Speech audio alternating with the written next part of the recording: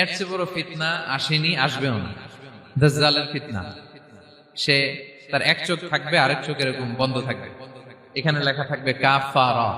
কোনোভাবেই তাকে দমানো যাবে না, হত্যা করা যাবে না। আল্লাহ নবী ঈসা আলাইহিস সালাম তাকে হত্যা করবেন।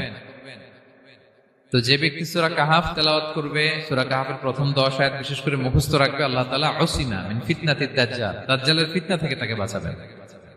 সূরা কাহাফের মধ্যে একটা শব্দ আছে ওয়ালিয়াতালাত্তাফ।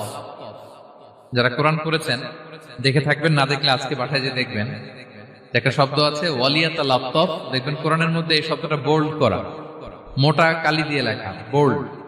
This is the middle of the holy Quran. এটা কোরআনের একেবারে মাঝখানে এই শব্দটা। এর আগে যত আয়াত, তারপরে ঠিক তত আয়াত। সুবহানাল্লাহ বিহামদিহি। This is the middle of the holy Quran, এবং এটা সূরা কাহাফের মধ্যে আছে ওয়ালিয়াতালাত্তাফ শব্দটা আপনারা দেখবেন। এবং এই সূরাটা